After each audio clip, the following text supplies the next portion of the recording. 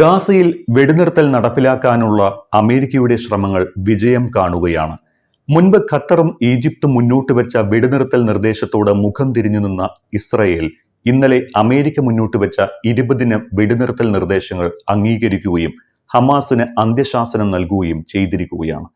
ഇന്നലെ വൈറ്റ് ഹൌസിൽ ഡൊണാൾഡ് ട്രംപും ഇസ്രായേലി പ്രധാനമന്ത്രി ബെഞ്ചമിൻ നെതന്യാഹുവും കൂടിക്കാഴ്ച നടത്തിയിരുന്നു.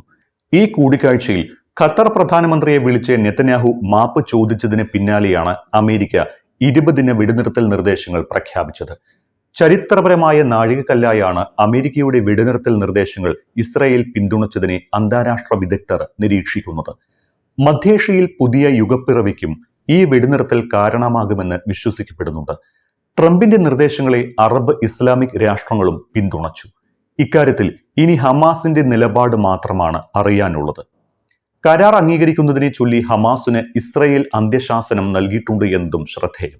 ഒന്നുകിൽ കരാർ അംഗീകരിക്കുക, അല്ലെങ്കിൽ പ്രത്യാഘാതങ്ങൾ നേരിടാൻ തയ്യാറാകുക എന്നാണ് ഇസ്രായേൽ ഹമാസിന് നൽകിയ അന്ത്യശാസനം. വെടിനിർത്തൽ പദ്ധതി ഹമാസ് നിരസിച്ചാൽ ഹമാസിന്റെ ഭീഷണി ഇല്ലാതാക്കുക എന്ന ജോലി പൂർത്തിയാക്കാൻ ഇസ്രായേലിന് അവകാശമുണ്ട് എന്ന് അമേരിക്കയും ഇസ്രായേലും സംയുക്ത വാർത്താ സമ്മേളനത്തിൽ വ്യക്തമാക്കിയിട്ടുണ്ട്. ഇസ്രായേൽ കരാർ അംഗീകരിക്കുകയും അറബ് രാഷ്ട്രങ്ങളടക്കം കരാറിന് പിന്തുണ പ്രഖ്യാപിക്കുകയും ചെയ്ത സാഹചര്യത്തിൽ ഹമാസ് കരാർ അംഗീകരിക്കുമോ എന്നാണ് ഇനി ലോകരാജ്യങ്ങൾ ഉറ്റുനോക്കുന്നത്. ഖത്തർ മധ്യസ്ഥ ശ്രമങ്ങളുമായി വീണ്ടും സഹകരിക്കുമെന്ന ഉറപ്പ് ഇക്കാര്യത്തിൽ ഹമാസിൽ നിന്ന് അനുകൂല തീരുമാനം ഉണ്ടാക്കുമെന്ന് അന്താരാഷ്ട്ര വിദഗ്ധർ കരുതുന്നു. ബന്ദിമോചനവും ഹമാസിനെ നിരായുധീകരിക്കലും ഒപ്പം ഗാസയിൽ നിന്നുള്ള ഇസ്രായേലി സൈന്യത്തിന്റെ പിന്മാറ്റവുമാണ് വെടിനിർത്തൽ നിർദ്ദേശങ്ങളുടെ കാതൽ. 72 മണിക്കൂറിനകം ഹമാസ് ബന്ദികളെ വിട്ടയക്കണം. ഹമാസ് ബന്ദികളെ വിട്ടയച്ചാൽ ജയിലിലുള്ള 250 പലസ്തീനികളെ ഇസ്രായേലും മോചിപ്പിക്കും. ഇതാണ് കരാറിലെ സുപ്രധാന നിർദ്ദേശം. ഗാസയുടെ പുനർനിർമ്മാണത്തിന് ട്രംപിന്റെ അധ്യക്ഷതയിൽ ഇടക്കാല രാജ്യാന്തര സമിതി രൂപീകരിക്കുന്നുണ്ട്. മുൻ ബ്രിട്ടീഷ് പ്രധാനമന്ത്രി ടോണി ബ്ലെയറും സമിതിയിൽ അംഗമായിരിക്കുമെന്ന് ട്രംപ് അറിയിച്ചു. സമിതിയിൽ മറ്റാരൊക്കെ അംഗങ്ങളായിരിക്കുമെന്ന് അമേരിക്ക വ്യക്തമാക്കിയിട്ടില്ല. പക്ഷേ ഹമാസിനോ മറ്റ് ഭീകര സംഘടനകൾക്കോ സമിതിയിലോ ഗാസയുടെ ഭാവി ഭരണത്തിലോ നേരിട്ടോ അല്ലാതെയോ ഒരു നിലയിലും യാതൊരു പങ്കും ഉണ്ടാകില്ല എന്ന് അമേരിക്ക അസന്നിഗ്ധമായി പ്രഖ്യാപിച്ചിട്ടുണ്ട്. ഗാസയിൽ നിന്ന് ആരെയും പുറത്താക്കില്ല എന്നുകൂടി അമേരിക്ക ഉറപ്പ് നൽകിയിട്ടുമുണ്ട്. അതോടൊപ്പം ട്രംപ് പറഞ്ഞ മറ്റൊരു കാര്യം ശ്രദ്ധേയമാണ്. കരാർ ഹമാസ് അംഗീകരിച്ചില്ല എങ്കിൽ ഏത് രീതിയിൽ നേരിടണമെന്ന് തീരുമാനിക്കുന്നത് ഇസ്രായേൽ ആയിരിക്കുമെന്ന് അമേരിക്ക വ്യക്തമാക്കിയിരിക്കുകയാണ്. കരാർ അംഗീകരിക്കുന്നതായി നെതന്യാഹുവും പ്രഖ്യാപിച്ചിട്ടുണ്ട്. യുദ്ധം അവസാനിപ്പിക്കാനുള്ള ട്രംപിന്റെ പദ്ധതിയെ പിന്തുണയ്ക്കുന്നതായി പറഞ്ഞ ഇസ്രായേൽ ഹമാസിന് അന്ത്യശാസനം നൽകിക്കൊണ്ടാണ് മറ്റു കാര്യങ്ങൾ എടുത്തു പറഞ്ഞത് എന്നതും ശ്രദ്ധേയം.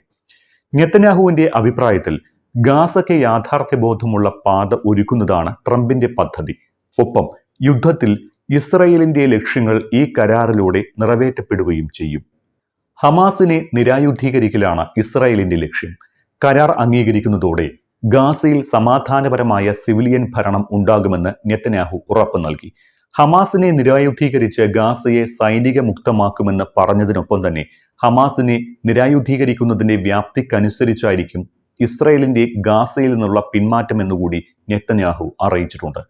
ഗാസയിലെ യുദ്ധം അവസാനിപ്പിച്ച് മധ്യപൂർവ്വ ദേശത്തെ സമാധാനം പുനഃസ്ഥാപിക്കുന്നതിന് പ്രതിജ്ഞാബദ്ധമാണ് എന്നുകൂടി ഇസ്രായേൽ വ്യക്തമാക്കിയിട്ടുണ്ട്. ട്രംപിന്റെ വെടിനിർത്തൽ പദ്ധതി ഹമാസ് നിരസിച്ചാൽ ഇസ്രായേൽ അതിന്റെ ജോലി പൂർത്തിയാക്കുമെന്ന അന്ത്യശാസനം നെതന്യാഹു നൽകിയിട്ടുണ്ട് എന്നതുകൂടി ഓർക്കണം.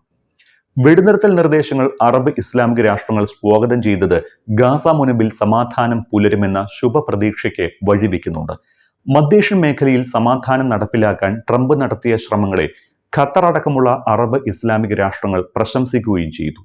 അറബ് രാഷ്ട്രങ്ങൾ കരാറിനെ അംഗീകരിക്കുമ്പോഴും ചില ഉത്തരവാദിത്വങ്ങൾ ഇക്കാര്യത്തിൽ അറബ് രാഷ്ട്രങ്ങൾക്കുമുണ്ട്.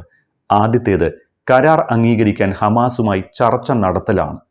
വെടിനിർത്തൽ പദ്ധതി പ്രകാരം അറബ് രാജ്യങ്ങൾ ഗാസയെ സൈനിക മുക്തമാക്കാനും ഹമാസിന്റെയും മറ്റ് എല്ലാ ഭീകര സംഘടനകളുടെയും സൈനിക ശേഷി ഇല്ലാതാക്കാനും പ്രതിജ്ഞാബദ്ധമാകും.